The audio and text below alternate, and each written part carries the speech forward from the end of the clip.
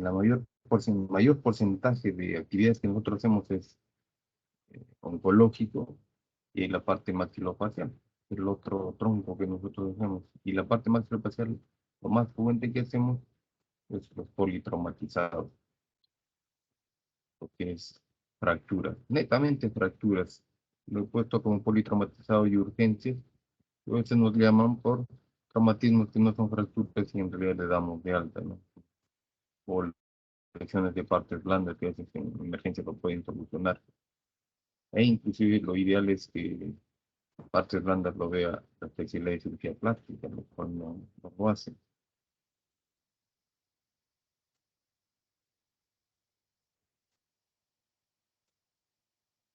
Con respecto a los conceptos que se tienen que tener, traumatismos, es lo que es traumatismo de tejidos blandos y tejido óseo, y en algunos casos, que no es tan común, parte de la atención del trauma es la prevención de vía aérea, en este caso las traqueostomías. Generalmente las traqueotomías más lo hacemos cuando hay procesos de obstrucción respiratoria alta, caso de tumores, caso de infecciones o de estenosis en estos tiempos donde aumentó la incidencia de estenosis laringotraqueal. Los traumatismos del cuello ya se vienen reportando de un buen tiempo el manejo quirúrgico, ¿no? Para evitar decesos o enviar hematomas. Ahí tenemos que ya Ambrosio Paré hablaba ya de ligadura de carótida y vena yugular, obviamente con una tasa de mortalidad bien alta. Ya con la guerra, la Segunda Guerra Mundial, exponen que una exploración precoz disminuye la mortalidad de 6 a 35%, más o menos lo que hacen reportes, ¿no? Todo lo que es traumatismos, ha habido más efectos de estudios y evaluaron protocolos de manejo quirúrgico, todo ha sido en base a las guerras, ¿no? Los enfrentamientos. Desde ahí empezó los protocolos de algún manejo con respecto a algunas áreas anatómicas para exploración quirúrgica. Entonces, cuando hay un traumatismo, en algún cervico maxilofacial, pueden haber lesiones vasculares, lesiones del tracto digestivo, lesiones del tracto respiratorio, lesiones neurológicas.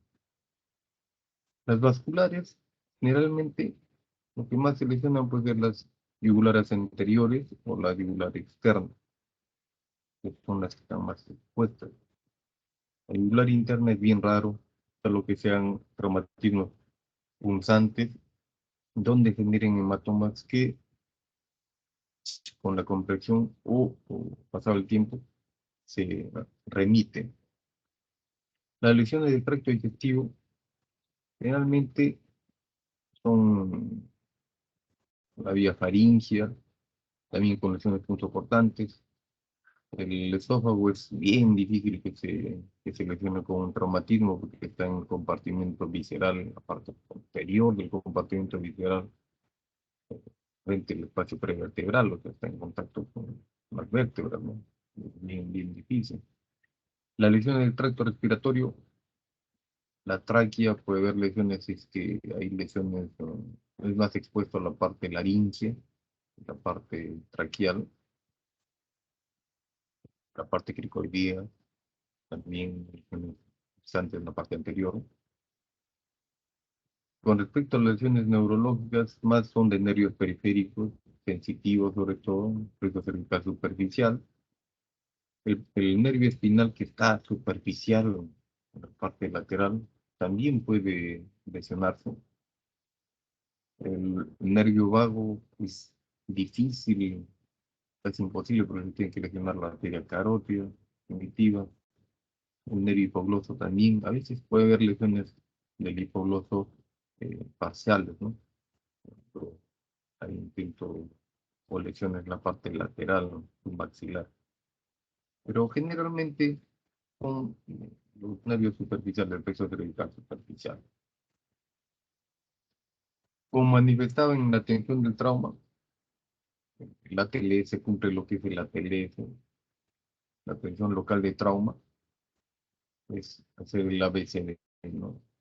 Lo que interesa más a las personas que acuden en el momento de traumatismo, un accidente de tránsito, o ahorita que está pues, de moda las manifestaciones de los politraumatizados, evaluar primero la vía aérea, la columna cervical, evaluar si es que el paciente está ventilando o no, y ver la parte de circulación ya se ve en los hospitales, o ya la exposición y examen de órganos y sistemas. Ahí es donde ya nos llaman a nosotros, donde el paciente está estable, en caso de que haya perdido sangre, en caso de que el paciente tenga un traumatismo encefalocraniano, si no lo compensan bien, nosotros evaluamos netamente la parte del macizo óseo, si requiere un manejo quirúrgico de urgencia, generalmente no lo requiere, que tienen que priorizarlo, ¿no? Problemas de salud que tiene el paciente de repente es neuroquirúrgico o requiere un control, cuidados intensivos. En la vía aérea, lo más fácil es, si el paciente está inconsciente y no puede respirar, es permeabilizar la vía aérea con una intubación orotraqueal que la hacen en el hospital. Las maniobras de pronunciar la vía aérea, de hiperextender el mentón, evaluar si es que la caída de la lengua, si es que tiene algún cuerpo extraño. Eso ya lo hacen en el momento del traumatismo, los de SAMU, los bomberos, personal que están capacitados para la atención primaria. Pero nosotros, si es que no se puede hacer la intubación, la otra que es la más rápida y directa, le hacemos una traqueotomía, podemos hacer una cricoidotomía a nivel de la lámina cricotiroidea, pero hoy día justo se ha hecho pero un paciente con un tumor, ¿no? Una traqueotomía, una cricoidotomía con apertura hasta el cricoide, porque no se podía paciente con completa. Eso se ha hecho hoy día, pero no han podido ver las alumnas que han estado ahí, porque ya era un poquito más tarde, era cerca de la 1 de la tarde. Eso podemos hacer en traumatismo. Generalmente, cuando llegan a emergencia, el médico de trauma shock o el emergenciólogo, tranquilamente con esta manera de hipertender el frente y mentón, lo pueden ventilar al paciente y ver la vía aérea y intubarlo. No, no genera tanto problema en permeabilizar la vía aérea. Con respecto al área ya del cervicofacial, lo podemos zonificar, ¿no? El área del cuello y la cervicofacial en una zona 1, 2 y 3. La zona 1 a nivel clavicular, todo lo que es parte del espacio visceral con los grandes vasos. Zona 2 de la región clavicular hasta la mandíbula. Y de la mandíbula para arriba, zona 3, hasta base cráneo. Con respecto a la zona 1, es la que produce mayor mortalidad. ¿Por qué? Porque hay un gran riesgo de dañar los grandes vasos y el opérculo torácico, de tal manera que el paciente en el momento del traumatismo puede llegar a fallecer, ¿no? Lo que ha pasado en algunos casos. Traumatismo de arma de fuego en esta zona, el paciente muere en el acto. O pacientes de tránsito severos, donde hay una compresión a nivel clavicular, un taponamiento cardíaco, que muere en el acto. En la zona 2, que es, gracias a Dios, la más frecuente, la que tiene menos mortalidad porque tiene un fácil acceso. El espacio visceral, ¿no? A las dos áreas del triángulo anterior del cuello y lateral está expuesto, ¿no? De otra manera que podemos explorar. E inclusive pueden hacer un taponamiento inmediato antes de llevarlo al hospital con presión y en el hospital ya se entra de emergencia. En la zona 3 es un poquito más complicado el acceso. Haríamos más daño haciendo acceso. El acceso quirúrgico que soluciona el problema, porque está justo en la parte del espacio visceral, el espacio parafaringio, y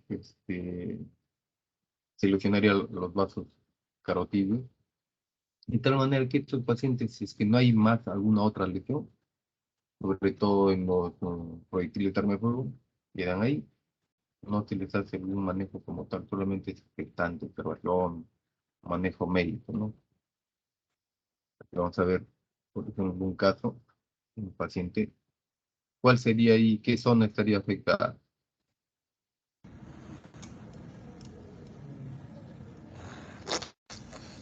Ya, tranquilito. La zona 1. La zona 1 es la parte de acá anterior, sí, es más profunda la zona 1, pero También la zona es la 2. región, más la zona 2, ¿no? Mire, toda esta área de acá del cuello anterior, Ya. ahí lo escuchan ese sonidito es porque acá está cortado el cartílago laringio, había una lesión laringotraqueal, acá había una lesión vascular, las yugulares anteriores, el músculo esternocleidomastoideo, por un poquito, eso es lo que no le hubiera dado a la yugular interna y ahí sí hubiera sido un poco catastrófico. Lesionó más músculos, el músculo esternocleidomastoideo, los pretiroideos, la glándula tiroides, se fue hasta parte de la tráquea, cricoides y laringe, hizo todo un colapso. Este paciente estaba con una moladora, no sé si conocen lo que es la moladora. ¿Conocen la moladora? Sí, doctor. La moladora es una herramienta, un disco ahí que da 12.000 a 20.000 revoluciones por minuto. Entonces, no lo fijó bien, no lo aseguró bien y ni bien prendiéndole se salió con fuerza. Eso se utiliza para construcción, un disco con bastante revoluciones por minuto y por lo tanto esta lesión. Obviamente este paciente se tenía que permeabilizar bien la vía aérea, que tenía que entrar a emergencia urgente. Es lo que se hizo, ¿no? Y se reconstruyó toda esa zona. Este es otro paciente con traumatismo penetrante en la órbita. Mire, Más grande, urgencia. Aldo. Todo lo que puedas, Aldo. Ya, hasta donde tú puedas. Tranquilo. Hasta donde tú puedas, campeón. Que también es una urgencia, se tiene que entrar a la sala de operaciones, que no puede haber infección de por sí ya ese cuerpo extraño ya está causando lesión a nivel del globo ocular. Entonces, se hace un protocolo de manejo en el cual nosotros intervenimos en la etapa de exploración de órganos y sistemas. Primero se cumple la TLS, lo que es ABCD, que solo hacen servicio de emergencia, shock trauma. Luego lo estabilizan al paciente, ya empiezan a evaluar y a dirigirse a cada especialidad. Pues, bueno, llaman a nosotros lo que primero ya probablemente ya le hayan pedido una tomografía y exploramos la tomografía, ¿no? Vemos la tomografía, evidenciamos focos de fractura sobre todo eso. A veces también puede haber lesiones de partes blandas que tiene que evaluar si es que entramos con cirugía plástica, si es que fuese necesario. Generalmente en las emergencias cirugía plástica no está. Y luego de eso ya hacemos la exploración quirúrgica con el manejo, que puede ser de urgencia o un manejo electivo. La mayoría de veces es un manejo electivo. O sea, se lo opera al paciente después de los 7, 10 días, 15 días, hasta un mes o más de un mes por falta de material, por falta de turno quirúrgico, etc. Lo ideal es un manejo en los primeros 7 días, la semana.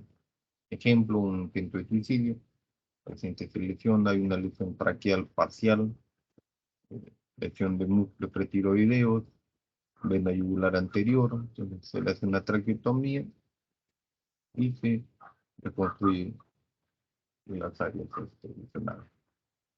Un siguiente, un proyectil de arma de fuego, un intento de homicidio, pero el proyectil llega a impactar en el arco mandibular y ahí queda. produciendo fractura de la mandíbula y también compromete partes blandas. Se ingresa a hacer limpieza quirúrgica para luego después reconstruir lo que es mandíbula. Los traumas severos ya por accidentes de tránsito, cuando este paciente necesita uno urgentemente permanecer la vía aérea y se hace una traqueotomía. Acá ya el viscerocráneo del neurocráneo están separados, es como un colgajo de todo el área del viscerocráneo, con la gata, perdón. Por las heridas en tejidos blandos se requiere una limpieza con anestesia local, irrigación abundante, clorocelina, desinfectante varias veces. A veces lo ideal es hacerlo en sala de operación, con buena luz, con buen material, con, controlando la hemostasia, a ver si es que requiere una ligadura de los vasitos o electrofractura, cauterización. Si es que hay áreas de necrosis, siempre tiene que tener un poco conservadores de degradamiento para evitar después secuelas, sobre todo en el área de la cara, ¿no? Por eso es que es una premisa, ¿no? Que la sutura tendría que ser sin prisa, sin dolor, sin sangre, con limpieza, con luz, con meticulosidad, buenos ayudantes, buen instrumental. Y todo eso lo encuentras en realidad en una sala de operación, lo cual es lo ideal, pero no sucede a veces, ¿no? Lamentablemente no sucede porque este, todo se lo maneja a veces en tópico. Es ahí donde nosotros aprendemos, ahí donde está el alumno o el interno aprendiendo, entonces tienes que ser un poquito cauto de acuerdo a las decisiones, sobre todo en cabeza y cuello. Si es en la cara, además de la cicatriz que va a quedar, evaluar qué estructuras están comprometidas, porque ya ha habido casos en que vienen los pacientes ya suturados donde se los suturó con todo el conducto de esteno, ya hacen celoadenitis, inflamaciones, o viene el paciente porque no se logró ligar bien la arteria facial, se hace un tremendo hematoma, luego de ser suturado superficialmente nada más. Entonces, a veces, cuando son heridas profundas, necesita hacer una exploración más meticulosa. Puede ser en un tópico, con bastante anestesia y con bastante paciencia, dependiendo del tiempo. Lo mejor sería en un área, como manifestado con todas estas características. Siempre se da su antibiótico, la profilaxis antitetánica, y bueno, de acuerdo al mecanismo de elección del trauma, ¿no? A veces cuando hay sangrados profusos, intenta hacer la ligadura de la carótida externa, hasta bilateralmente. Esto más hemos usado cuando hay tumores sangrantes. En traumatismos, generalmente es explorar directamente en la herida y hacer la corrección quirúrgica del caso. A veces, como el hospital de Berletti es de alta complejidad, estamos explorando, le llamamos al cirujano vascular para que repare la zona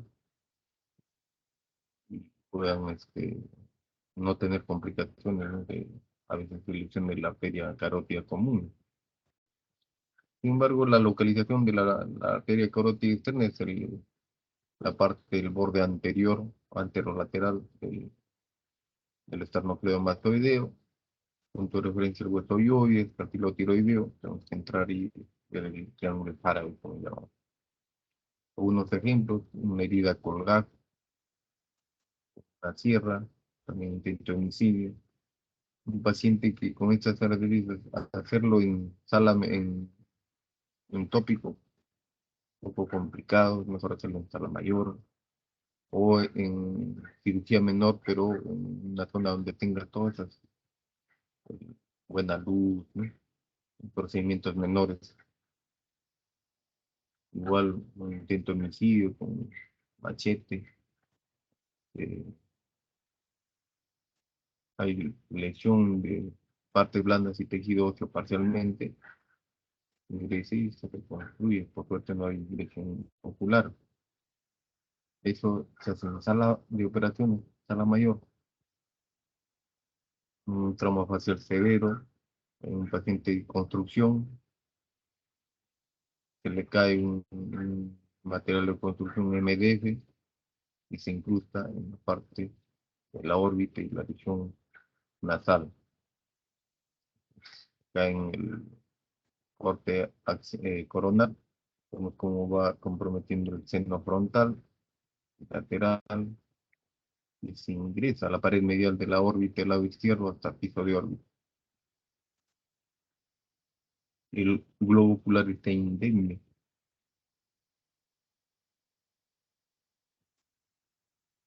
Se hace en el corte axial, vemos que pareciera que estuviera dentro, intracraneal, pero en el corte sagital vemos que no, está en la parte extracraneal, a pesar que la pared posterior del seno frontal hay estípulas. El paciente requiere urgentemente ingresar a sala porque el riesgo de infección ya está dado a nivel de las meninges, ¿no? El riesgo de fístula del líquido cefalorraquídeo, el riesgo de infección es bien alto. Cuando este paciente se ingresó a sala, se retiró los fragmentos y también ingresó a neurocirugía para evaluar si es que requería algún manejo del seno frontal, su pared posterior, lo cual no lo requirió, pero el paciente estuvo bajo manejo antibiótico de amplio espectro para evitar tanto este, compromiso del globo ocular como compromiso del nicho sistema nervioso central. Este paciente que manifestaba acá un traumatismo directo, penetrante, orbitario, con vincho ocular, empieza a estar las operaciones y lo ven dos especialidades: cabeza y cuello para la extracción del cuerpo extraño y oftalmología para que evalúe el control de daños con microscopio y evalúe el manejo después. En la tomografía de este paciente, en la reconstrucción volumétrica, se ve como el cuchillo, el cuerpo extraño está justo en el piso de la órbita con dirección hasta la región pterigomaxilar. Entonces, la posibilidad de que haya sangrado en estas estructuras, no sé si recuerdan, detrás de esta estructura están, además del el músculo temporal, que se inserta en el coronoide, y detrás de eso están el plexo pterigoideo. Puede haber bastante sangrado en el plexo pterigoideo. Entonces, hay que tener cuidado cuando se hace la extracción. A veces cuando se retira el cuerpo extraño es donde ahí se produce el sangrado profundo. Igual, estamos en sala y ya se hace. ¿Qué se hace? Le hacemos taponamiento, nada más ligar la arteria maxilar interna, que es más profunda, el acceso muy complicado, simplemente taponearlo. Entonces vamos a ver dos planos de visión como retirado la doctora Manozano. Emergencia. Sí, ya. Muy bien. Sacarlo. Agarra la cabecita. Agarra la cabeza. Fíjala. Agarra la cabecita. Carajo. Bien. Ahí, muestra, Gladys. Muestra aquí. Aquí está. Enséñale también a hacer cambio de guantes. Pero que no sangre. Listo, pasamos. Ahí sí, excelente. Este es otro ángulo de Gladys, toma. ¿sabes qué? No va a servir de nada, que te saque la... Sí está saliendo. Te va a salir... Momento. Ya. Sí, creo que sacamos el cuchillo. Ya, sácalo. Muy bien. Fírmala a ella, sácalo. Con tus dos manos agarra la cabeza. Fíjala.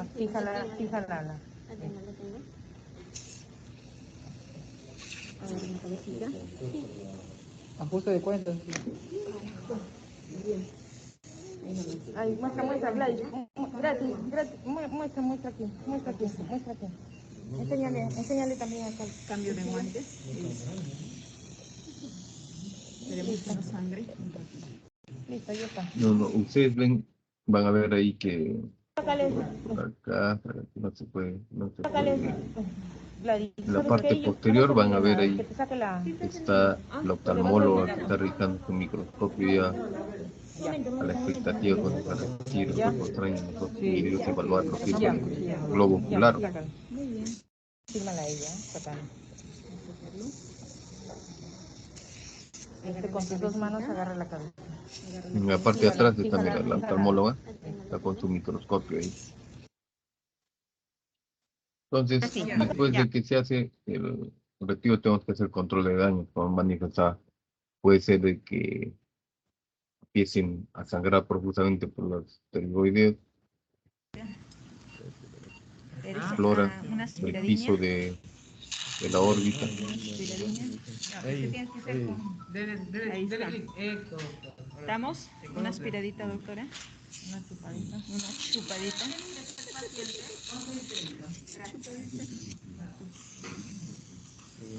Se ve más borroso. Una chupadita, una chupadita. El ojito Una levanta el chupadita. Ya, doctora, levanta el párpado. Eso. Entonces, por la parte de nosotros, en ese aspecto ahí quedó, pues se comprimió un poquito, no hubo más sangrado, ya entró oftalmología a evaluar lo que es el globo ocular, que el paciente ya lo tenía alterado ya.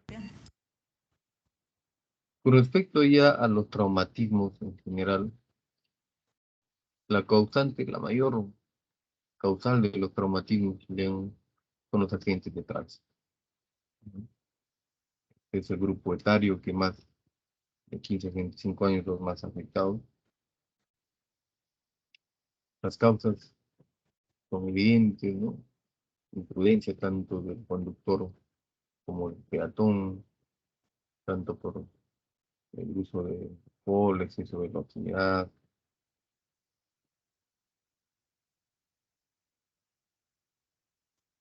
Cuando hay ya lesiones de partes blandas, a veces nosotros tenemos que entrar, así como hemos visto en los casos anteriores.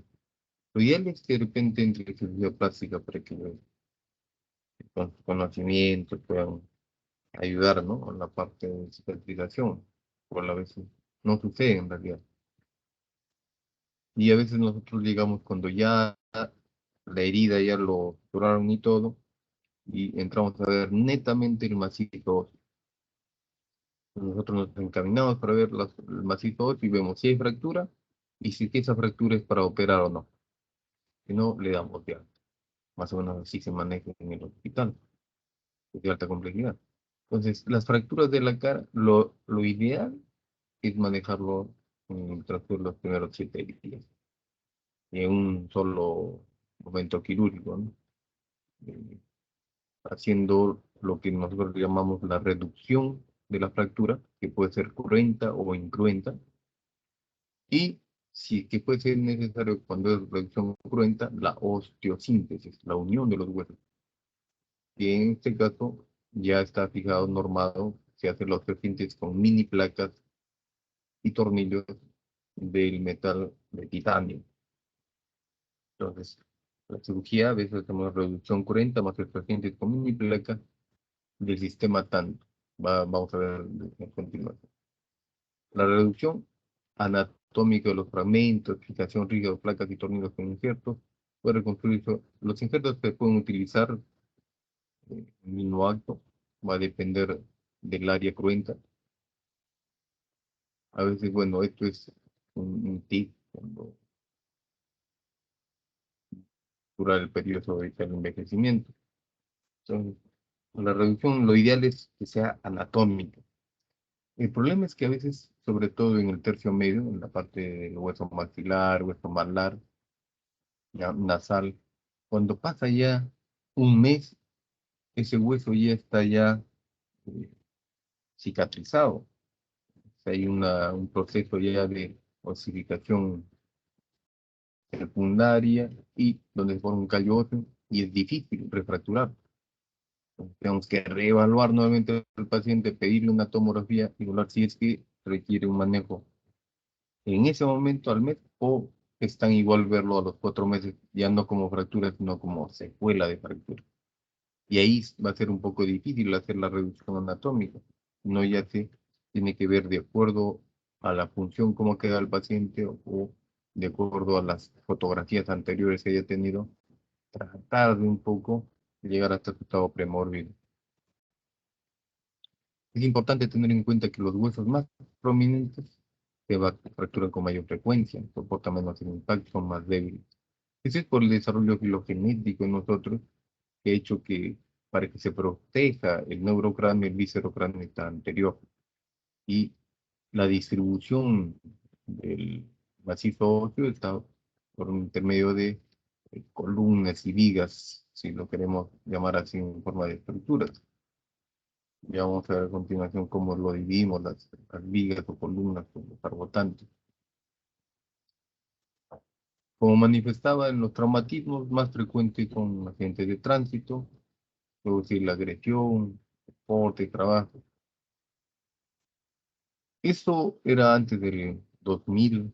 Cuando ya apareció en 2005, 2007, apareció el SOAT, ya por cuestiones políticas del SOAT, a nuestro hospital no llegan tantos pacientes con accidentes de tránsito. Más son accidentes laborales o accidentes o agresiones, traumatismos o accidentes en el trabajo, en la casa. Y del SOAT como tal, por el mismo SOAT, la parte de la política que tienen las aseguradoras lo llevan a determinadas clínicas u hospitales. ¿Y cuáles son los huesos que más se fracturan? Los huesos nasales. Después sigue el complejo malar, mandíbula, maxilar, episodio.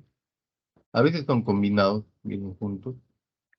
Pueden llamarse fracturas panfaciales. Vamos a ver pues los tercios que nosotros cómo lo clasificamos.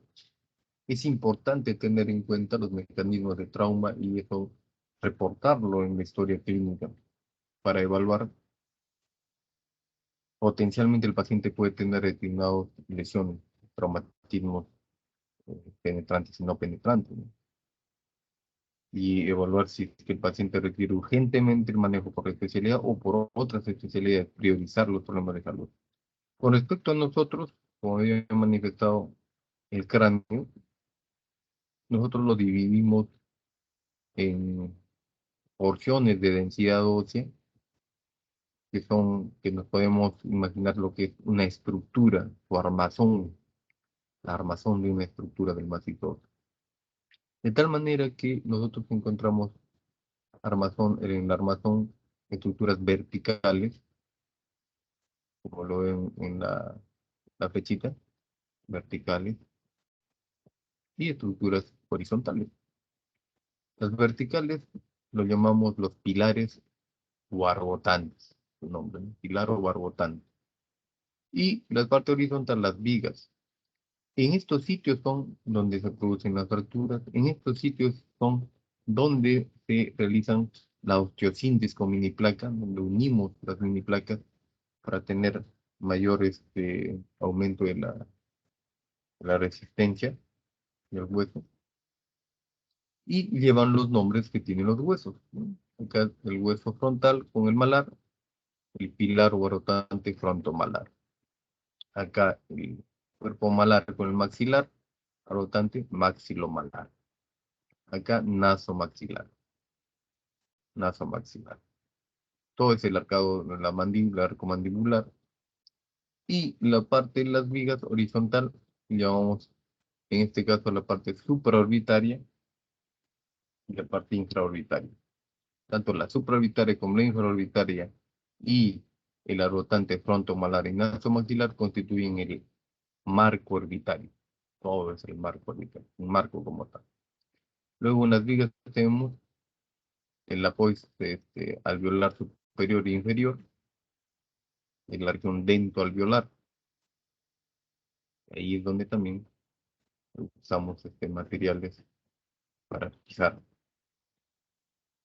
Bien, estos conceptos estructurales nos permiten para determinar en dónde colocamos las mini placas y tornillos, porque hay mayor densidad ósea, y para evaluar la biofísica de esa zona, sobre todo en la mandíbula, que es el único hueso móvil. Como manifestaba, a veces hay pacientes que lo vemos después de un mes, porque tuvo un traumatismo encefalocraneano, un accidente de tránsito severo, de alta energía. Nosotros lo clasificamos también cuando hay bastante liberación de energía, de alta energía o de baja energía. Lo mismo que un paciente esté caminando, se cae y se produce una fractura, a que un paciente está en velocidad en un auto y se choca y produce también una fractura. A veces hay pacientes con traumatismo encefalocraniano que están un mes y medio en UCI neuroquirúrgica, operado varias veces, en neurocirugía, y ya el paciente un poco recuperado o ya recuperado, ya nos hacen la interconsulta para evaluar el manejo de las fracturas. Y en este caso ya no es fractura, sino ya es un paciente que se ha formado un callo óseo, o sea, hizo una cicatrización ósea secundaria o indirecta. Y eso se basa en el proceso, ¿no?, que se produce durante la fractura, donde hay hematoma, hay tejido de granulación, tejido eh, fibroblástico, luego ya se forma el callo, fibrocartilaginoso hasta callo óseo y de ahí la remodelación. A veces a los 20 días ya en la parte de los maxilares, malares, que es el tercio medio llamado, ya se está ya cicatrizando, ya se está formando un callo. Entonces, refracturar esa zona es bien complicado. Ya hasta se forma hueso duro, compacto ahí. Entonces, en estos pacientes lo ideal es operarlos inmediato. Acá en el Perú no hay un centro netamente trauma, así como hay el Instituto Nacional de Neoplásicas. Debería haber un centro de trauma, lo cual sí hay en otras latitudes, acá nomás en Latinoamérica, ¿no? Entonces, en Colombia, más allá, más arriba, en México, hay centros de traumas que solamente ven trauma y tienen sus salas específicas. El paciente llega y ya tienen su flujograma, un fluxograma, y van directamente ya a sala de operaciones cuando el caso lo requiere y de repente operan. Hay varias especialidades a la vez. Y lo otro es lo que nosotros hacemos ya cuando hacemos una reducción cruenta, cuando unimos los focos fracturados directamente, es la curación ósea primaria directa. Ahí ya las fracturas se inmovilizan rígidamente con placas y tornillos. Se unen los focos fracturarios y se utiliza el material para osteosíntesis, el titanio. Como los fragmentos están íntimos en contacto, la remodelación es intracortical. Ahí no hay formación de calor. En algunos casos, además del material de titanio, en niños en pediatría se puede utilizar placas y tornillos reabsorbibles. Pero generalmente en los niños el manejo a veces es conservador, salvo que sea tan evidente el trastorno funcional o el foco fracturario eh, estén cabalgados, requieran la reducción cruenta. A veces se utilizan las placas y tornillos reabsorbibles. Bien, entonces nosotros, cuando ya el paciente vamos a evaluar, tenemos que hacer una buena historia clínica y evaluar el tipo de trauma del macizo facial. Si es de alta energía, de baja energía. Siempre cuento que en esta época del COVID, la segunda ola, donde ya la gente más salía, se produce un paciente, un traumatismo con un accidente de tránsito y lo transfieren directamente a nuestro piso. Vale acotar que en ese tiempo nosotros nos quedamos sin piso porque todo era COVID, pero ya para la segunda ola, ya la segunda, terminando la segunda ola, ya tenemos nuestro piso y nos suben un paciente con traumatismo, fractura de mandíbula, que era evidente porque estaba cabalgado. El paciente había tenido hace un día el traumatismo, el paciente estaba consciente y manifestaba dolor abdominal. Entonces, los de cirugía general, que son los que lo evalúan en emergencia, nos pasaron directamente a nuestro piso porque había cama disponible. Y el paciente le hacemos todos sus exámenes de emergencia, porque venía ya de emergencia y tiene una hemoglobina de 12, algo así. El paciente durante el día en nuestro piso seguía con dolor abdominal fuerte. Le mandamos llamar al cirujano para que evalúe de repente, no sé, una apendicitis, algún proceso de abdomen quirúrgico. Y no manifiestan que no era quirúrgico, que siga con manejo eh, expectante. Al día siguiente el paciente con mareos, con dolor abdominal ya muy fuerte, ya era tan evidente que nuevamente hicimos interconsulta. Pedimos exámenes de sangre, la hemoglobina había bajado, el paciente estaba con mareos, con hipotensión ortostática. Pues, había algo ahí, ¿no? Y el sangrado por la cavidad oral no era tanto, porque no había sangrado, ¿eh? Viene a cirugía general, lo revalúa, le piden una tomografía y encuentran que hay sangre en el abdomen, lesiones hepática, esplénica, entraron a sala de emergencia. El paciente pasó a UCI, nunca más nosotros lo vimos, no le llegamos a operar de la fractura de mandíbula, porque tuvo múltiples cirugías. El paciente hizo infecciones, falla multiorgánica y deceso. Entonces es importante nosotros en la historia clínica en pacientes, sobre todo con un trauma de alta energía. Son pacientes generalmente los manejamos como secuela ya. Pacientes que están conscientes, un grado 15, que si hay una alteración funcional por la fractura, podemos tranquilamente hacer su mecanismo de trauma, de repente en bipedestación, o de repente estaban las escaleras, o una agresión física. Ya evaluamos, el examen físico es diferente con respecto al oncológico. Siempre me olvido de colocar un video del examen físico que hemos hecho en un paciente del macizo óseo. Se hace viendo el marco orbitario, palpando todos los rebordes orbitarios superior e inferior, palpando todos los arbotantes de la prominencia malar, palpando todo lo que es mandíbula y maxilar. Entonces, en el examen clínico, como manifestaban sus compañeros, las dos herramientas importantes parte del examen clínico físico es la inspección y la palpación. En la inspección ya te vas dando cuenta las alteraciones de las simetrías que tiene este paciente. Este pues, es una secuela de un trauma encefalocraniano, trauma severo, el macizo facial que tuvo un L4-3, y una cicatriz ya antigua a nivel de la raíz nasal, la punta nasal está elevada, hay una concavidad acá en la región nasal, hay una distancia este es el canto interno es un telecanto postraumático, se llama, que nosotros medimos de acá a acá, tiene más de 4 centímetros, más de 40 milímetros. El paciente está una traqueotomía porque se le había hecho por intubación prolongada, tenía una simetría en la mandíbula, tenía el arco mandibular en signo de escalón, una escalera. Entonces tenía alargada la cara. Solamente en la inspección vas viendo. Le pides que haga los movimientos, por ejemplo, el ojo, el de acá está descendido y también hundido, eso se llama enoftalmo, y hay una distopia vertical. Entonces, cuando hablamos con el paciente ya también vemos alguna alteración de repente funcional al hablar, de repente no puede cerrar la boca.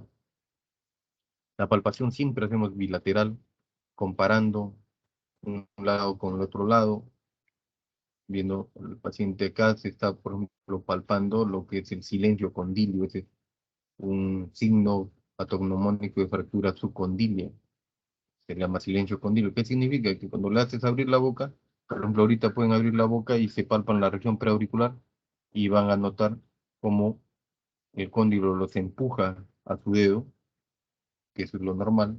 En una fractura subcondiliar o condilias no hay ese empuje. Cóndilo no sale porque está fracturado o luxado. Entonces ese signo es silencio condilio. Que tiene que evaluar la oclusión, esto ya vamos a ver después, cada uno de tercios. La apertura oral simple lo tenemos que cuantificar, tenemos que evaluar la movilidad del maxilar, la movilidad de la mandíbula, con los dos lados, con las dos manos. Obviamente, un paciente con una fractura en el momento, hacer este procedimiento es causarle mucho dolor.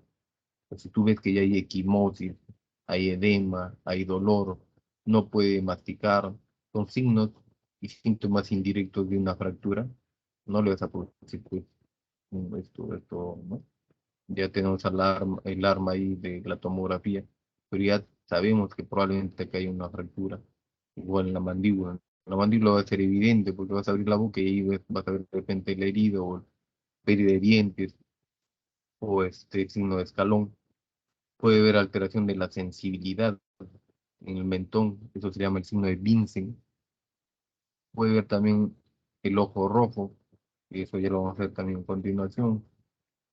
Son las imágenes que nosotros tenemos en el hospital es tomografía. Con la tomografía es nuestra imagen basal que utilizamos. Sin embargo, en algunos centros de salud donde no hay tomografía, esto es el examen que se pide para ver la parte del macizo facial. La radiografía de Bates, que es occipito vértex. Con esta radiografía tranquilamente se puede evaluar cualquier foco fracturario e inclusive alguna tumoración o algo. Entonces, vemos las cavidades orbitarias, vemos los arbotantes, vemos la mandíbula.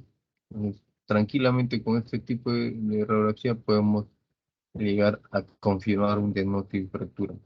De por sí el diagnóstico de fractura es clínico, físico, con la anamnesis y el examen físico ya llegamos a un diagnóstico de fractura que le podemos poner nombre y apellido. Con la tomografía ya corroboramos y planificamos el manejo.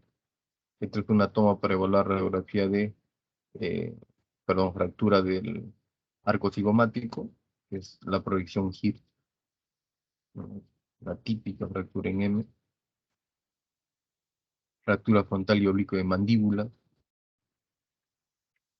La radiografía panorámica es una radiografía que seguimos usando nosotros para planificar eh, tanto como alguna lesión o fracturas del macizo óseo-facial. Como su nombre lo dice, panorámica, vemos los dos lados, lado izquierdo y lado derecho, tanto el maxilar como la mandíbula. Esto no lo tenemos en emergencia, eso se hace ya con el paciente hospitalizado cuando vamos a planificar. Acá, por ejemplo, vemos esquirlas y fractura a nivel de la rama mandibular del lado izquierdo. Acá el cóndilo está sin ningún problema, acá el otro cóndilo no está sin ningún problema. Es un paciente edéntulo parcial. A veces esta radiografía panorámica nos sirve para ver si el paciente tiene alguna lesión quística en alguna parte de la maxilar o la mandíbula. Cuando es la radiografía panorámica, nosotros podemos dividir a esa radiografía panorámica en 4 cuadrantes. El cuadrante superior, en este caso de nuestra pantalla izquierda, es el cuadrante 1, después le sigue el cuadrante 2, otro lado, este caso sería el lado izquierdo del paciente, ¿no? Y este es el cuadrante superior derecho del paciente. Este es el cuadrante 2, es el superior izquierdo del paciente. Acá el cuadrante 3 es el cuadrante inferior izquierdo del paciente. Y el cuadrante 4 es el cuadrante inferior derecho del paciente. En acá en la imagen de la pantalla se ve en el otro lado, ¿no? Entonces, cuadrante 1, 2, 3 y 4. De tal manera que en cada cuadrante podemos identificar las piezas dentarias, que son 8 en cada cuadrante, poner, ¿no? Por ejemplo, pieza 1.1 me está indicando que es el primer incisivo del lado superior derecho. Para ser más práctico, con pieza 1.1, o 2.4, o 3.5, o 4.7. Así delimitamos de repente, ¿no? Un trazo de fractura a nivel de la pieza 3.3 y la 4.3, ¿no? Una fractura 3.3 y 3.4, algo así. Vemos el cuadrante y también las piezas. Y ya sabemos que a nivel de tal diente es donde está el trazo de fractura. Y lo clasificamos. Y lo que manifestaba acá, la tomografía, que son en 3 cortes, axial, coronal y sagittal, y la reconstrucción volumétrica ósea. Actualmente ya tenemos un software que es gratuito, eh, el Radiocon es el donde podemos reconstruir y de acuerdo a planificar, ¿no? El tipo de fractura, clasificar. Entonces tenemos lo que es la clasificación de las fracturas. Nosotros lo dividimos en tercio superior, medio e inferior. El tercio superior va desde el reborde orbital superior hasta toda la parte del cráneo, que es prácticamente el hueso frontal, con los senos frontales.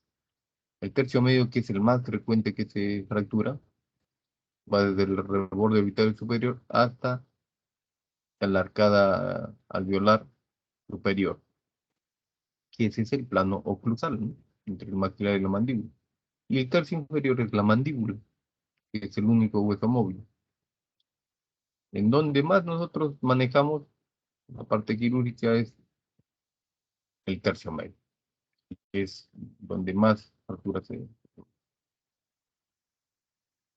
Cuando nosotros hacemos el manejo quirúrgico de reducción cruenta y utilizamos mini placas y tornillos, vamos a utilizar de diferentes grosores, tanto la placa como el tornillo, de acuerdo a la zona.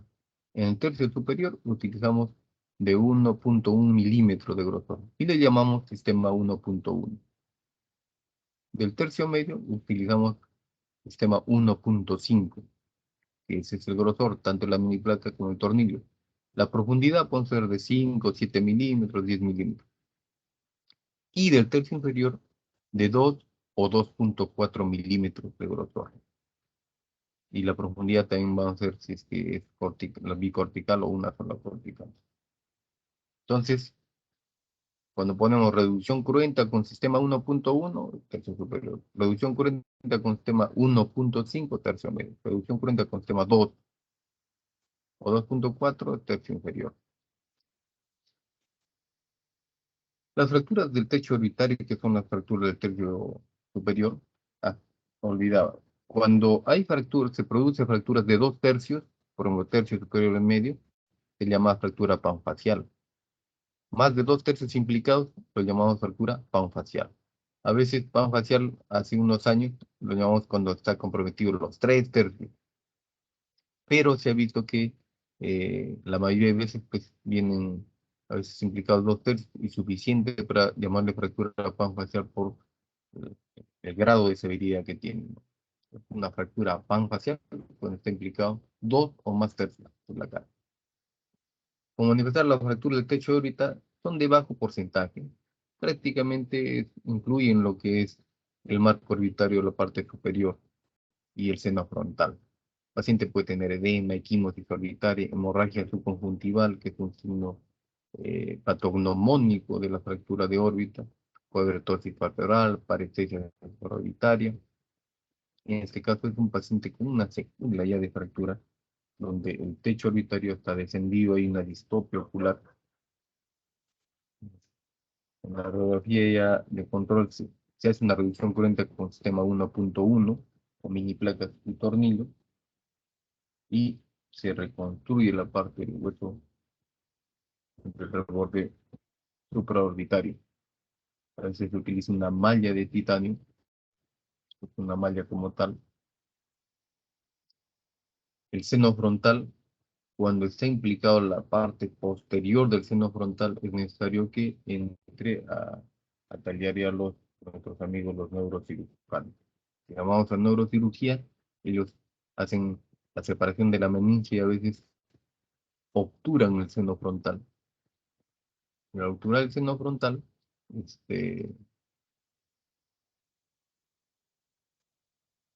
y hacen una cranilización y nosotros manejamos la parte ya de calota. Hacemos como rompecabezas y unimos con mini placas y tornillos.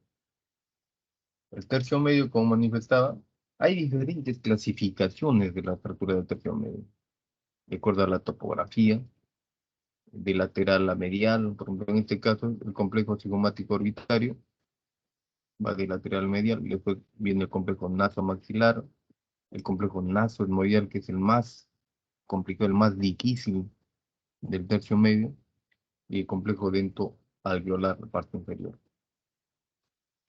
Ahora sí, la unión, por ejemplo, del complejo nasomaxilar, eh, nasoesmoidal y cigomático orbitario puede ser también parte de la órbita, ¿no?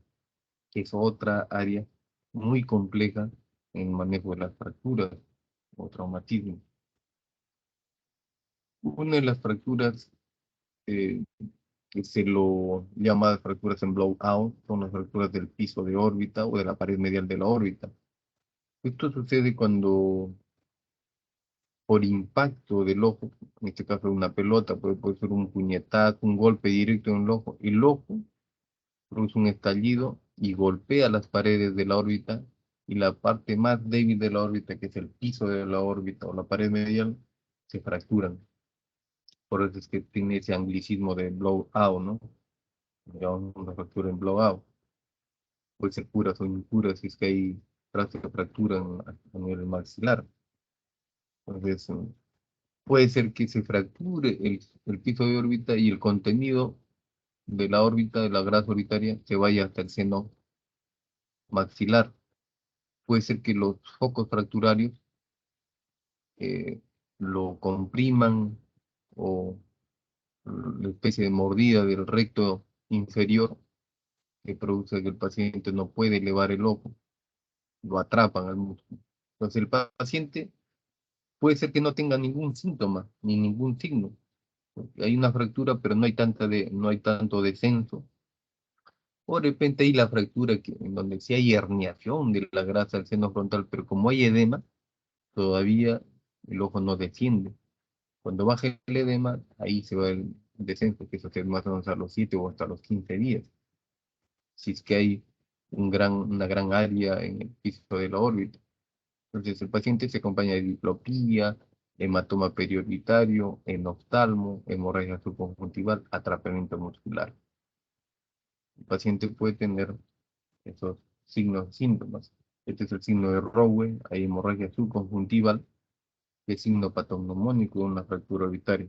El paciente viene porque ha tenido de repente epístaxis, hay equimosis palpebral y el ojo hay hemorragia subconjuntival. Lo más probable es que tenga una fractura de órbita. Entonces, al paciente se le hace mover los ojos y el paciente no puede mover el ojo hacia arriba de la zona fracturada, entonces tenemos que hacer el test de erupción forzada. Con anestésico local, levantamos el globo ocular hacia arriba. Si vemos que no se levanta, es porque está atrapado acá.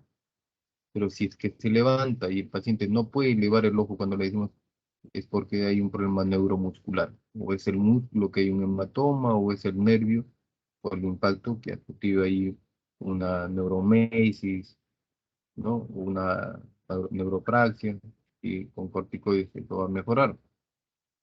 Entonces esto nos sirve si mecánicamente hay atrapamiento del músculo que sí requiere un manejo quirúrgico. O de repente es un problema neuromuscular de placa neuromotora, ¿no?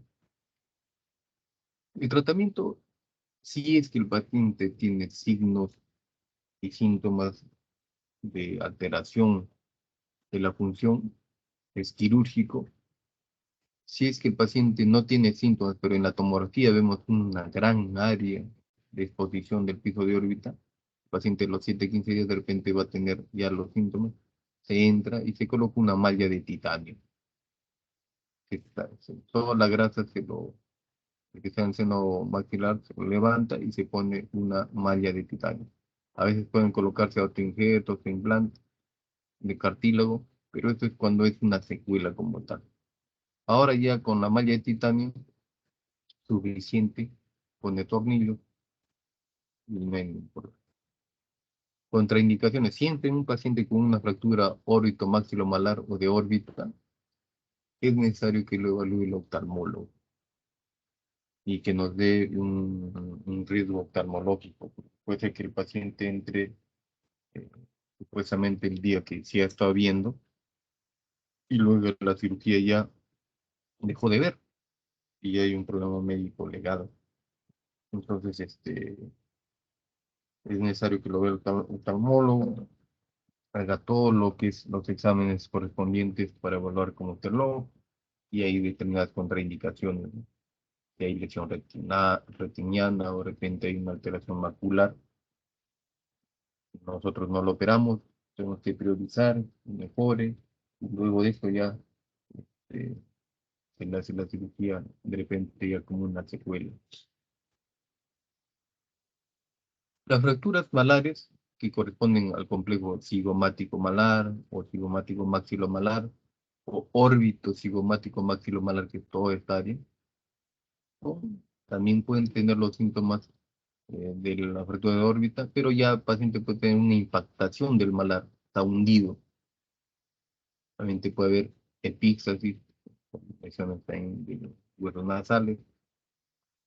El paciente de repente tiene equimosis y edema que no se ve y hay dolor, obviamente, ¿no? No nos permite ver que haya fractura. Entonces ya la tomografía nos va a ayudar en este caso.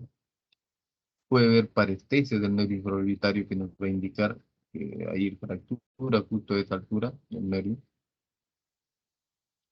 Cuando hacemos la palpación bimanual por vía intraoral, podemos ver la área de equimosis en mucosa, podemos levantar un poquito y ahí empieza el dolor, y ahí está el foco fracturario. Ya en la tomografía vamos a ver compromiso del seno frontal, paredes anteriores, posterior, acá en la región cigomático malar, fractura en el plano axial.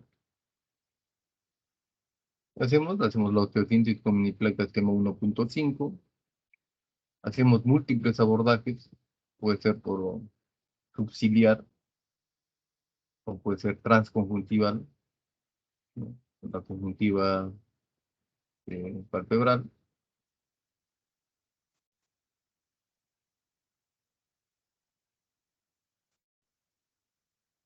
Las fracturas del arco cigomático también pueden venir solamente así, fractura del arco cigomático. Y puede haber un hundimiento visible y lo más complicado o lo que es una indicación quirúrgica a brevedad es de que de repente esta impactación del hueso cigomático hace que se atrape la apófisis coronoides de la mandíbula y el paciente no puede abrir bien su boca. Entonces es una indicación para manejo quirúrgico. Giles, un médico que estudió bastante este tipo de fracturas y planteó una reducción de la fractura con un abordaje indirecto, porque también puede ser en forma directa hacer la reducción cruenta, pero en el abordaje directo podemos lesionar la rama frontal del nervio facial. Entonces, con la técnica de Giles hacemos por vía temporal, él creó su propio instrumento, se hace un corte a nivel de la región temporal, se pasa por la fascia del músculo temporal hasta la fosa cigomática y con un mecanismo de palanca de primer grado se lo levanta y queda el paciente sin hacer osteosíntesis, obviamente. Este es un abordaje cruento indirecto y se pone una zona ahí que no se apoye el paciente por unos 15, 20 días. Nosotros obviamente no tenemos este instrumental porque es antiquísimo. Nosotros simplemente con una pinza PEAN o un decolador grande hacemos el mecanismo de palanca. Las fracturas nasales son las fracturas más frecuentes y paradójicamente cuando hay fracturas nasales nosotros no lo manejamos, lo maneja otorrino. Pueden ser que ha afectado tanto el hueso o la porción cartilaginosa. El paciente viene obviamente de obstrucción nasal, episis, deformidad nasal. El manejo puede ser antes de los 7 días y se hace una reducción cruenta con anestesia local, utiliza elevadores para levantar los huesos nasales, igual también el tabique nasal, se pone un taponamiento endonasal, una férula externa, ¿no? Pone ahí férula. y a los 15 días ya se retira. Este procedimiento lo hacen los otorrinos, son el único hueso del macizo óseo que lo manejan ellos. Obviamente cuando hay fracturas complejas, donde hay varios huesos, y nosotros entramos a operar y está el hueso nasal implicado, ya lo operamos nosotros, ¿no? A veces podemos pedir apoyo otorrino para que ellos mismos ya le pongan su férula externa, su yeso,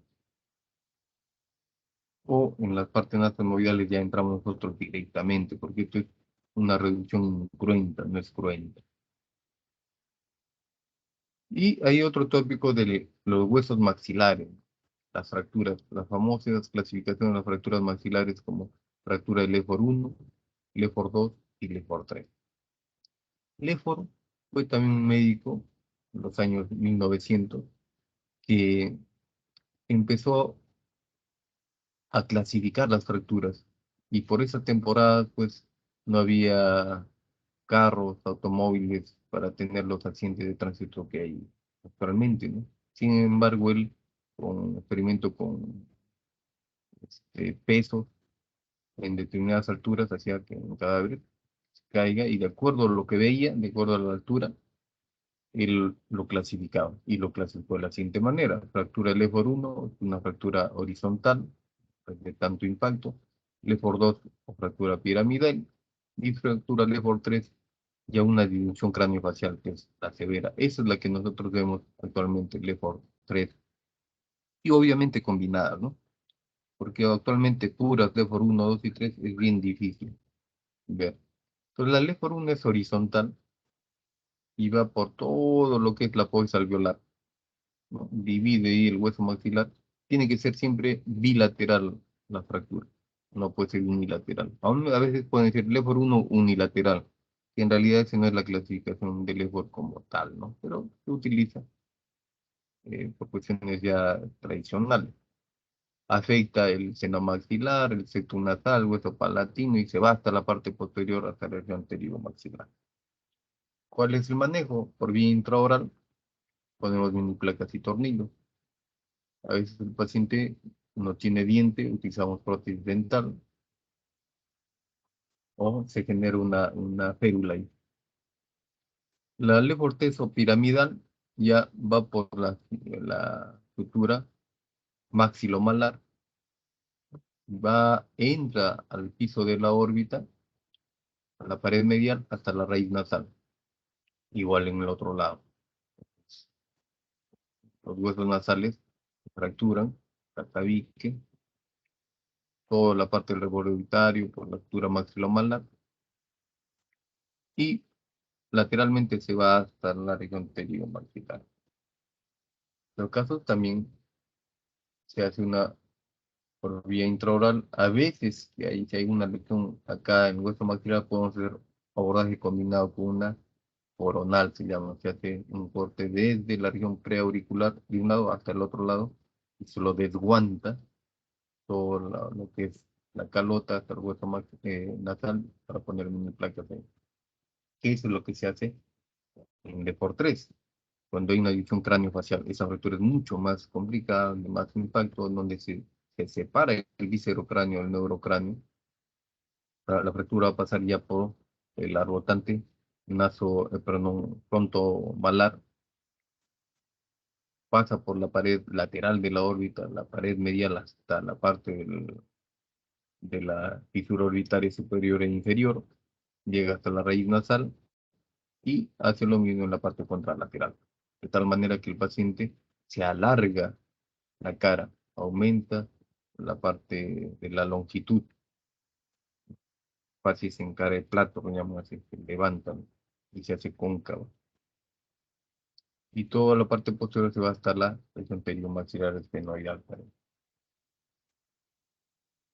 Acá sí son fracturas donde tenemos que hacer un abordaje coronal para exponer la parte más complicada del tercio medio y la parte nasogenital. Objetivo del tratamiento. En cualquier fractura del macizo óseo, el objetivo principal es restaurar la oclusión fisiológica. ¿Qué significa eso? Que se recupere la mordida que tenía anteriormente el paciente. ¿Con qué mordida estaba anteriormente? Y para ello tenemos que tener que restaurar los soportes esqueléticos antes del estado, eh, o en el estado premórbido, antes de lo que es el accidente. Todo lo que implica los arbotantes y las vigas, tanto en el alto, ancho y proyección anteroposterior, en los tres ejes. Lo ideal es eso. A veces son traumatismos muy severos que tenemos que pedir las fotos antes del accidente del paciente, en perfil o foto anterior, para que se pueda tener una idea en la reconstrucción. Si es que hay pérdida de tejido blando, proveer un soporte esquelético, y anatómicamente lo ideal es hacer la reducción precisa, ¿no? Es importante tener la restauración funcional y cosmética. Lo primero que buscamos es la parte funcional. Si hay alguna alteración funcional, pacientes tienen indicación quirúrgica, pero también tenemos que ver la parte cosmética, ¿no? Las cicatrices. Pacientes no quieren tener una cicatriz, cara, eh, cuello. eh, A veces se tiene que hacer tipo de abordajes que son un poco más complicados. Pero en todos los pacientes lo que hacemos es un manejo individualizado. En algunos se puede hacer determinados manejos, otros no. Para reparar, vamos desde las fracturas más fáciles hasta la más compleja. Y siempre usamos como guía la oclusión, tanto en la fractura maxilar o mandíbula. Y generalmente vamos estabilizando la mandíbula, después van desde la lateral a medial, o sea, malar, paladar, y al final hacemos la órbita y la región órbito-nasohemorroidal. Esto es lo último que hacemos. Como manifestaba a veces en el inicio, a veces hay pacientes que se fracturaron, tienen una fractura, no tiene alteración funcional, pasó 15 días, pasa 20 días, está hospitalizado, todavía no llega a nuestro piso, está en medicina o en UCI, pasa un mes y medio, el paciente está comiendo, está viendo bien, no hay ningún problema, ya no hay edema, nada, todo ha cicatrizado, pero el paciente tenía su fractura. Simplemente no se hace ningún manejo quirúrgico porque ya se produjo el callo óseo, la cicatrización indirecta secundaria. Eso a veces sucede frecuentemente en nuestros casos, ¿no? Pacientes solo se curaron con un manejo médico, no necesitó, porque a veces quedan con una pequeña alteración cosmética y el paciente dice, doctor, si no, con este problema ya, o sea, estoy comiendo bien, estoy viendo bien, ya la parte estética pasa a un segundo o tercer plano, ya no me interesa. Simplemente porque está hundidito un poco, a veces no es tan notorio, ya ahí quedó. Lo que de repente iba a ser una cirugía un poquito más compleja quedó ahí. Esto es el manejo del Report 3, un abordaje coronal donde tenemos que separar, desguantar toda la región naso orbitohemorroidal y colocar las mini placas. Acá hay diferentes mini placas en la fractura panfacial. Ejemplos de fractura órbito-maxilomalar. A ver, díganme qué arbotantes están implicados acá.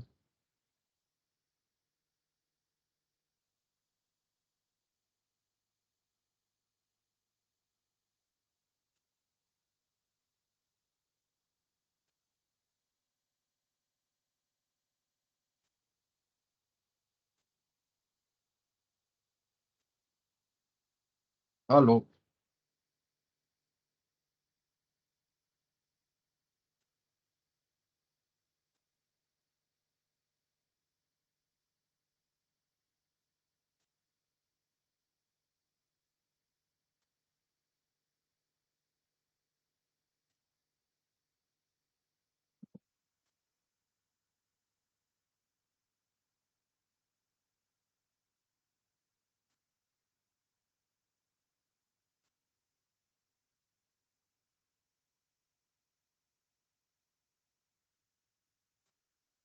No hay ningún alumno que pueda decir qué arbotantes están implicados acá.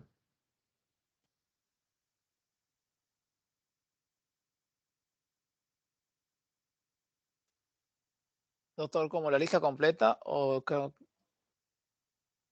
Estoy preguntando a ver quién puede decirme qué arbotante está implicado acá en esta tomografía de reconstrucción volumétrica ósea? ¿Qué arbotantes están implicados o qué pilares óseos están implicados ahí?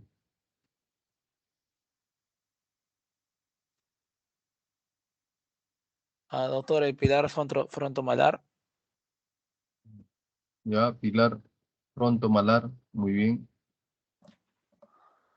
¿Qué más? A ver, otro alumno.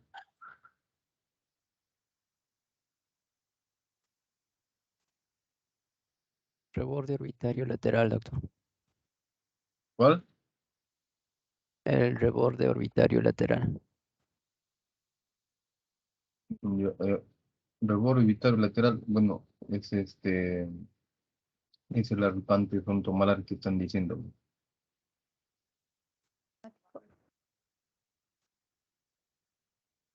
A ver, Mávila González, Arias. A ver, una alumna, a ver.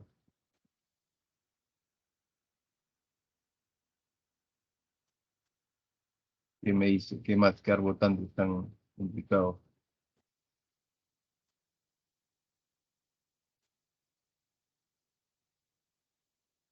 Entonces, este es el arrotante maxilomalar. Este es el malar y este es el maxilar.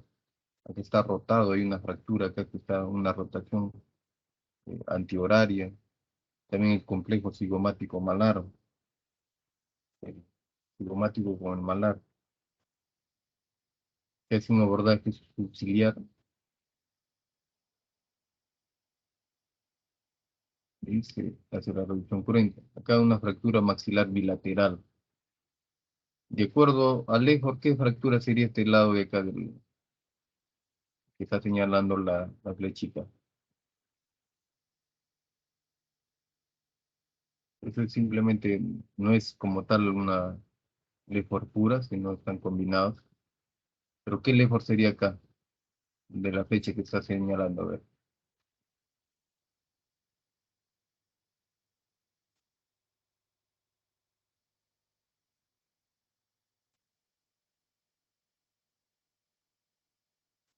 Tienen que participar, o sea, estamos varios, si no, Maxilomalar, doctor. ya, pero ¿qué Lejor es? ¿Qué Lejor de diapositiva? ¿Qué tipo de Lejor es este de acá? A ver. Este es el rotante maxilomalar, es el rotante, el pilar. Pero ¿qué tipo de Lefort? La clasificación del Lefort que les había dicho, Lefort uno 2 o 3. Lefor 1. Un Lefort uno. Y el de acá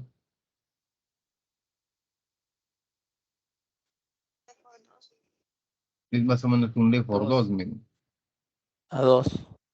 ¿no? Que está yendo hasta los huesos nasales así.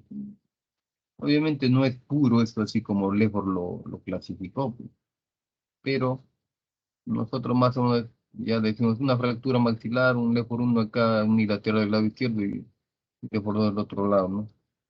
Ya al describir ya hacemos ya los pilares que están implicados.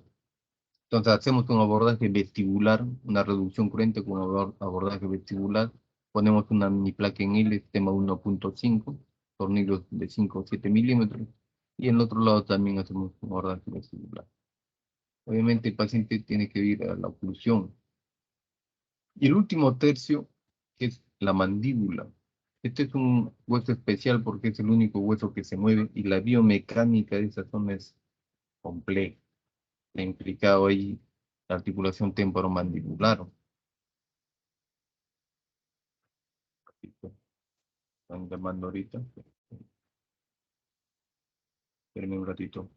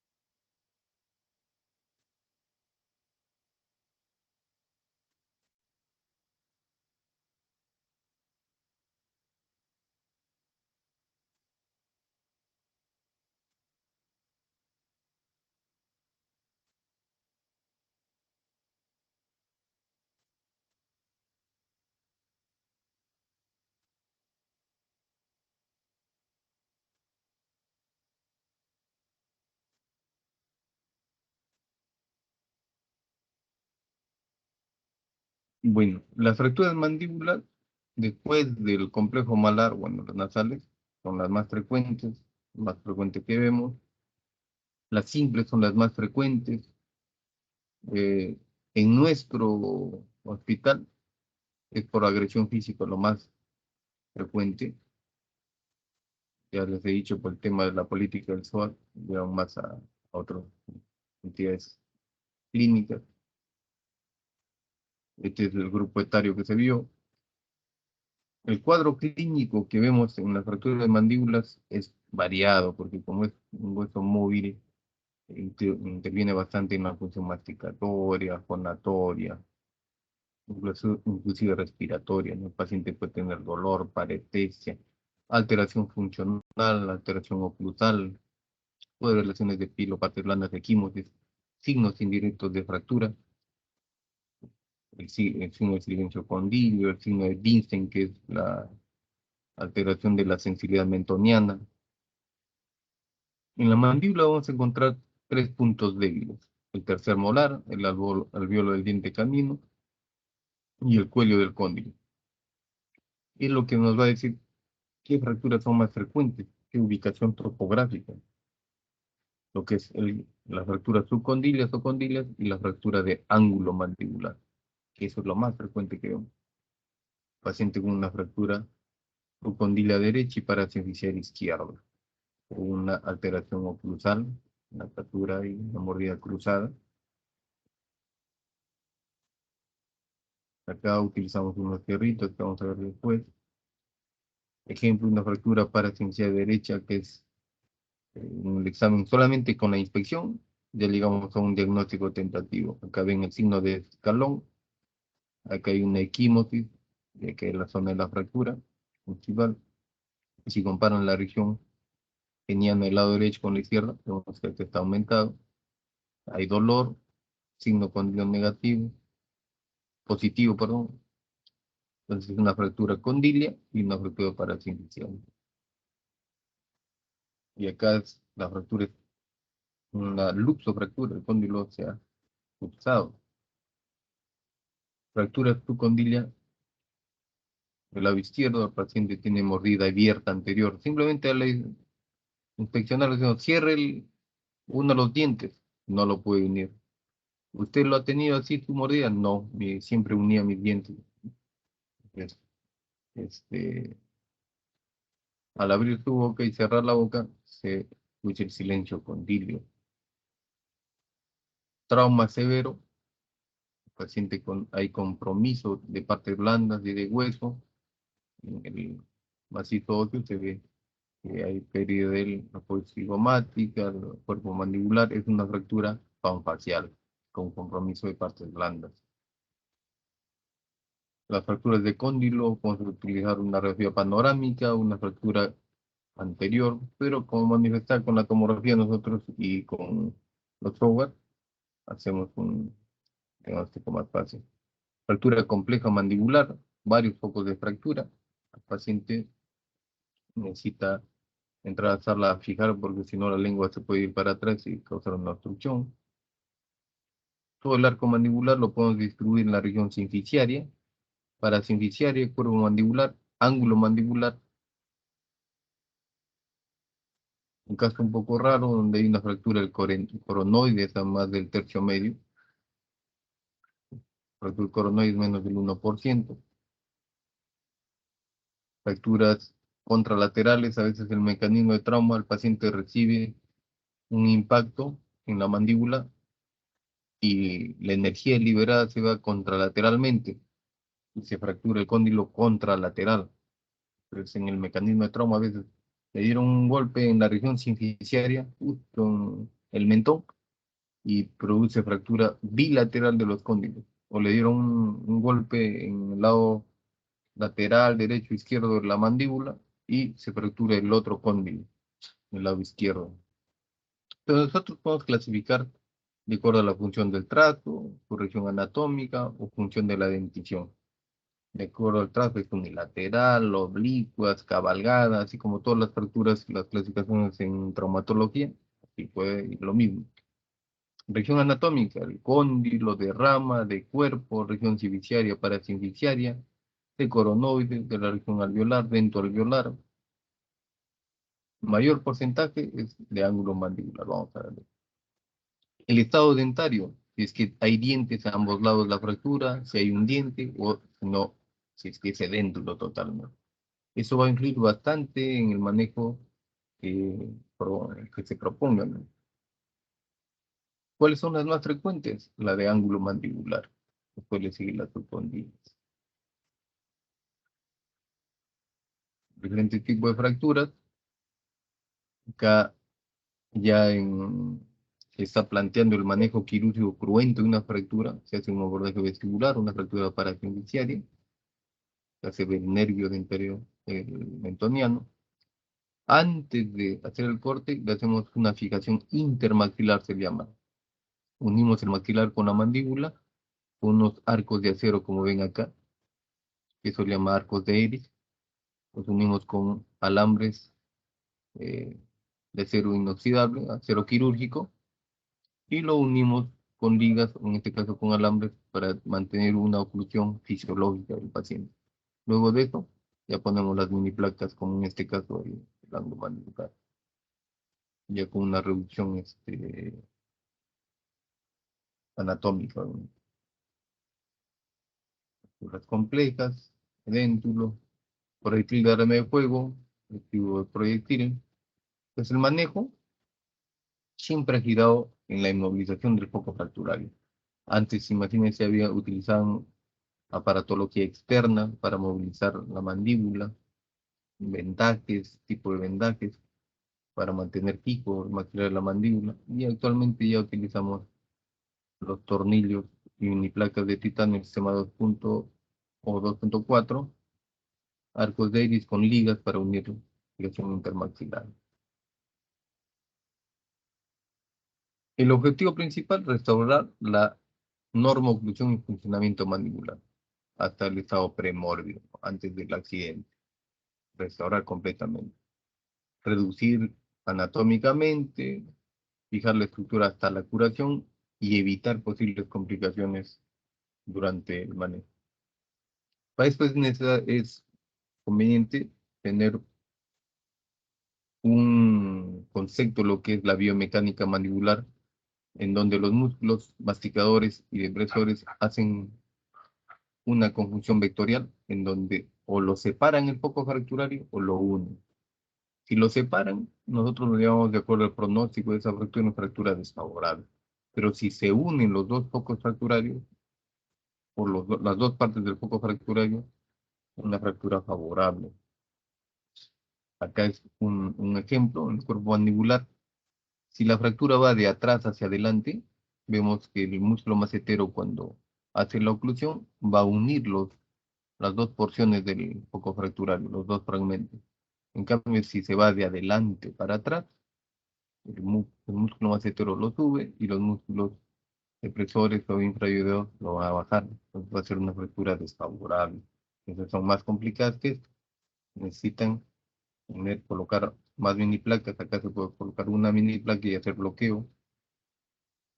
Para eso sabemos biomecánicamente nosotros que hay áreas donde sufren tensión, separación, y hay otras áreas que sufren compresión. A veces, por eso tenemos que colocar mini placas, a veces en donde tienden a separarse, unirlos, y donde comprimir más ahí. Entonces, el manejo lo podemos hacer reducción cerrada o reducción abierta. Reducción cerrada no entramos al foco fracturario porque a veces son fracturas que están favorables y hacemos solamente la unión entre el maxilar y la mandíbula, que se llama un bloqueo intermaxilar. Lo podemos hacer de dos maneras. Esta es la manera con tornillos de fijación intermaxilar. Y la otra manera es usando los arcos de Eris, que les había mostrado. Acá, estos son los arcos de Eris, lo más frecuente que utilizamos. Este es el manejo cerrado. Tiene sus indicaciones, un paciente que tenga dientes y en pacientes desdentados podemos utilizar su prótesis o generar un spleen o una prótesis, ¿no? Este es el material que se utiliza. Ese es el arco de Eris, los alambres, las ligas, el porta aguja o porta alambre, cortador de alambre. Y el otro es la fijación intermacelar, que es mucho más práctica. Ponemos tornillos de fijación de bloqueo, ponemos en los 4 cuadrantes y lo unimos. Puede ser con ligas o con alambre. Como manifestada, fracturas favorables no desplazadas son las indicaciones de reducción cerrada. Fracturas favorables no desplazadas, fracturas muy conminutas, que a veces es difícil perseverar la irrigación, la vascularización ósea, que puede hasta que luego hacer la reconstrucción como secuela. Si hay pérdida de partes blandas, fracturas en mandíbulas edéntulas, en pacientes, en niños en pediatría con gérmenes dentarios y están alineados, que de ahí se cierre por segunda, o sea, osificación secundaria, fracturas de coronoides o fracturas condilias que no estén desplazadas, que sea unilateral.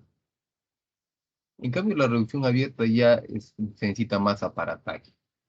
Entonces, utilizamos placas y tornillos, podemos utilizar un tipo de tornillo long screw. Alambres heterógenos no hacemos ya, y puede ser un abordaje intraoral o extraoral, vía cervical o por vía intraoral. Ese es el material que utilizamos. Son las piezas de mando para colocar las brocas y hacer las perforaciones. Y utilizamos tornillos y destornillador, obviamente, ¿no? Acá tenemos un mini motor donde ya lo hacen los orificios. Se coloca acá los tornillos. En este caso siempre utilizamos 2 mini placas o mínimo 2 tornillos en cada lado de la fractura. Acá se utilizado 3 tornillos a cada lado de la fractura y 2 en la parte de la región de tensión. Un tipo de placa. Este es de 2.4 cuando se utiliza para darle mayor fuerza, ayudarle a la mandíbula a movilizar. Esto es algo histórico. Antes hacíamos con alambre interóseo, ahora está proscrito. Genera pseudoartrosis. Indicaciones: fracturas de ángulo, parancisario, cuerpo desfavorables. Cuando son desfavorables, reducción abierta. Fracturas múltiples faciales cuando es panfacial. Si están asociados al tercio medio con bicondilias desplazadas. Fracturas subcondilias desplazadas. Fracturas desplazadas, subcondilias, condilias, tenemos que entrar hasta la... Fracturas en mandíbula y déntula muy desplazadas. O en paciente, cuando hay pseudoartrosis o mala unión, cuando hay secuela, ahí sí tenemos que entrar con ya material biotrascendente de 2.4 milímetros, la casa de reconstrucción. Enfermedades sistémicas que contraindiquen la reducción cerrada. El paciente de repente tiene una fractura favorable, se puede hacer un bloqueo, pero por su antecedente, su comorbilidad, de repente es una epilepsia, está mal controlada, enfermedad psiquiátrica, descompensación pulmonar, alteraciones gastrointestinales, que el paciente de repente con un bloqueo intermaxilar pueda vomitar y se aspire y causa una neumonía aspirativa. Entonces, en esos pacientes tenemos que hacerlo un manejo prudente, reducción abierta, sea intraoral o extraoral, para evitar esta complicación de la neumonía no aspirativa. Fracturas infectadas, esto es relativo. Fractura angular con maxilar edéntulo, donde no con la prótesis se puede plantear también reducción cerrada con prótesis maxilar si es que no está a la mano la prótesis. Caso clínico: una paciente de 42 años, sufre un traumatismo facial, un traumatismo directo. En la radiografía panorámica se ve el cóndilo del lado izquierdo, fluxo fracturado. En la tomografía, ortopantomografía, se ve una fractura parasinficiaria. Y en el corte axial se ve como el cóndilo del lado izquierdo está fuera de su sitio y fracturado. Entonces, es una fractura, una luxofractura de condilla más parasinficiaria contralateral. Recibió el golpe acá y viajó hasta acá la energía y le fracturó el cóndilo contralateral. Para de derecha y su condilo izquierdo. Entonces, ¿cuál es el tratamiento? El tratamiento es quirúrgico, abierto, ¿no? Y intraoral, y en este caso al cóndilo se hace preauricular.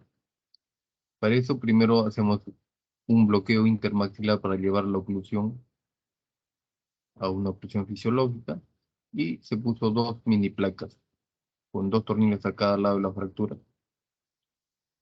Y en la región preauricular se le llevó al cóndilo.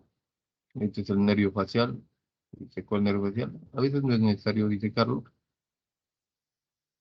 y eso en los controles se ve la fractura acá consolidada, pero acá en el cóndilo hay un gap, que igual el paciente, el cóndilo está irrigado, se mantiene ahí. El paciente funcionalmente sin ninguna alteración y recobró su función, ¿no?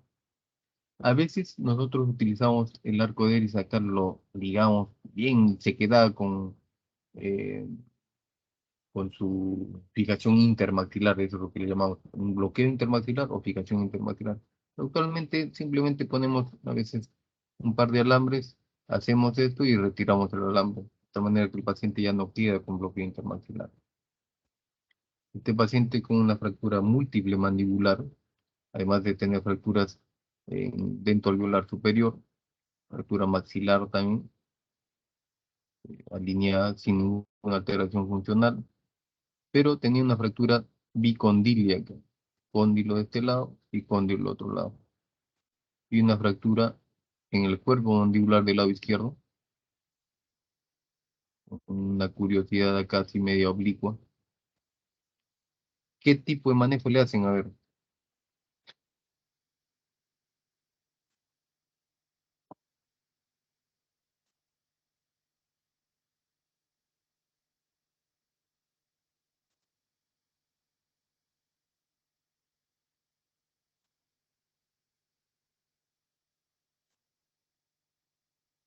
ver, alguna compañera, ninguna compañera, ninguna alumna ha participado. ¿Qué pasó?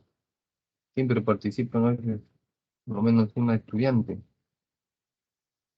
¿Qué tipo de manejo le hacen a ver a este paciente?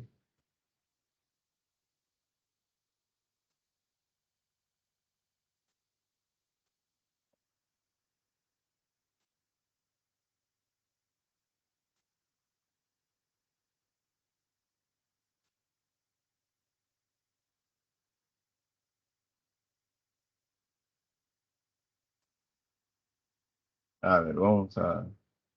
Mávila González no contestó, le había preguntado, no ha contestado. Lucía Margarita, Presente, doctor. a ver, ¿qué tipo de manejo le haces a esa paciente? Y después me contesta Hilda Yaneli Lozano Vargas, ¿no?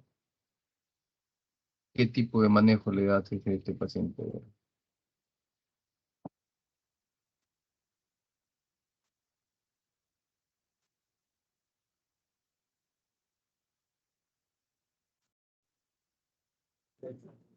¿Aló?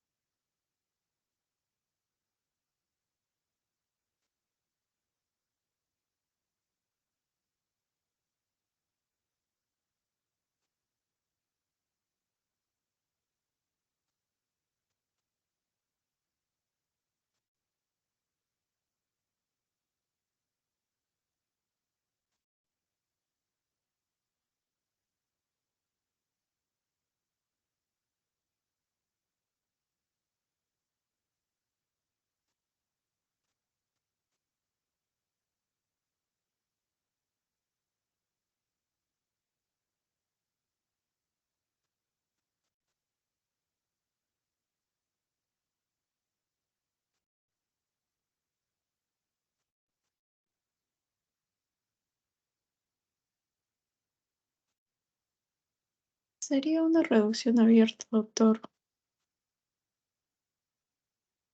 Ya, ¿cómo así la reducción abierta?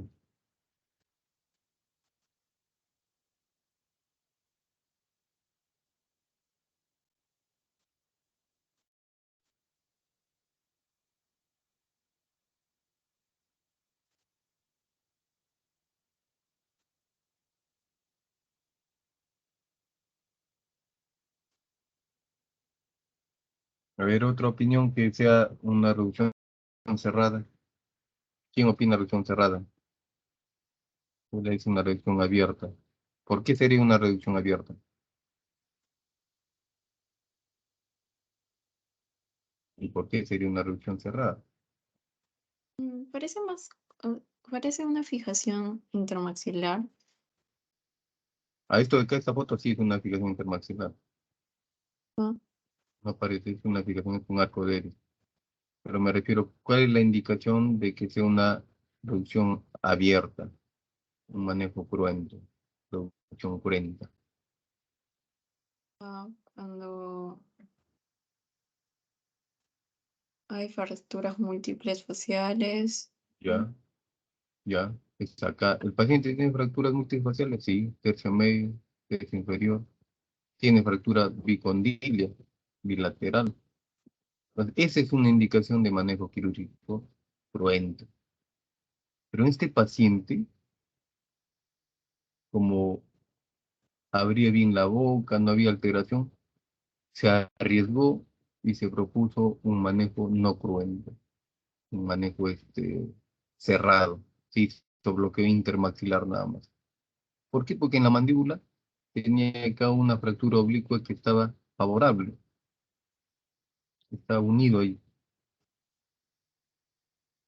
y yendo contra los preceptos de las indicaciones quirúrgicas, ¿no? Individualizando al paciente acá, ¿no? Lo individualizamos y vimos eso, el paciente no tenía recursos, pero esto, y se hacen control de 4 meses y se ve el cóndilo en su sitio, los dos lados,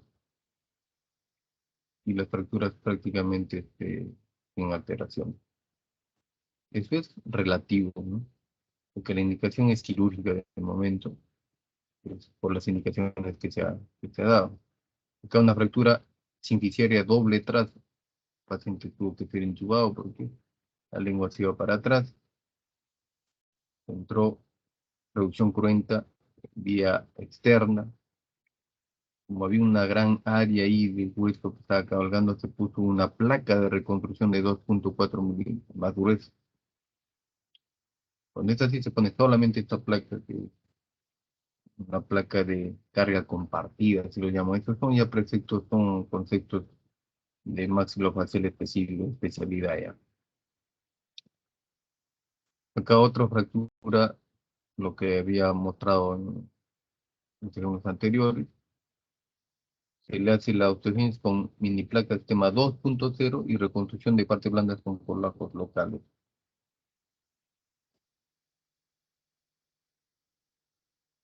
Para luego doblar la parte en diferentes etapas para la reconstrucción, tanto de parte blanda tejido. Otras urgencias que ya actualmente ya no vemos tanto por la pericia que han encontrado los gastroenterólogos son los cuerpos extraños, sobre todo los que van a la parte faringoesofágica. Hemos sacado huesos de pollo, hemos sacado prótesis dental, chapitas, en este caso es de cabeza, un lapicero. También sacamos pepas de frutos, huesos, ¿no?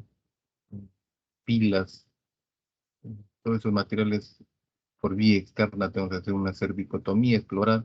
A veces estos son emergencias que se tiene que hacer porque el paciente ya viene con un absceso y que tiene que ser en el transcurso de las 24 horas, 48 horas. Si es una pila, eso es una emergencia inmediata que requieren, ¿no? Actualmente ya es un poco raro como manifiesto. Ya la pericia ha hecho de que ya no entremos tan fuerte. A veces hasta ocasionan alguna lesión esofágica, pero con el manejo antibiótico, con una zona torácica o otro tipo de nutrición, cicatrices ahí. Luego después ya como secuelo o gastroenterología lo sigue manejando. Muy bien, si no hay ninguna pregunta, esto sí la clase de traumatismo.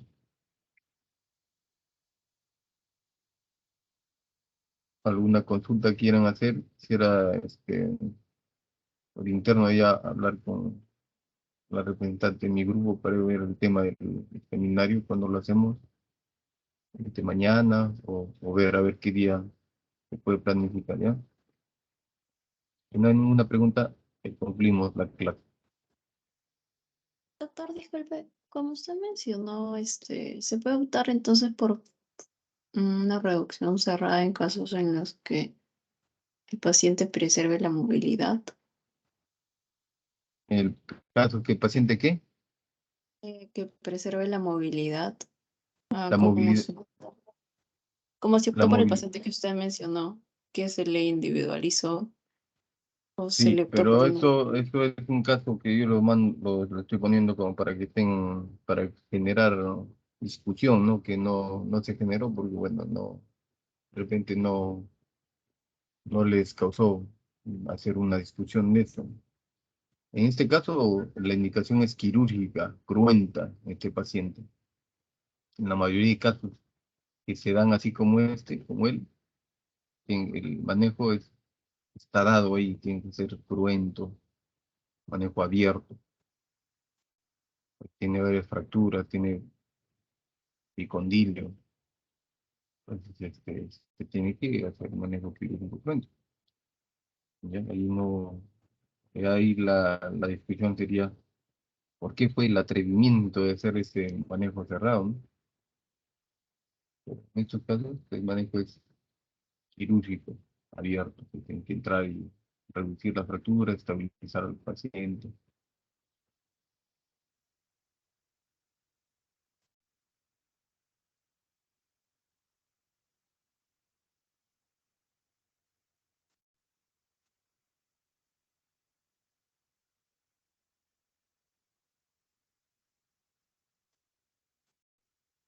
Bien, si no hay ninguna otra pregunta, ya culminamos la clase, ¿ah? Buenas noches con todos. Buenas Gracias, noches, doctor. doctor. Gracias. Gracias, doctor.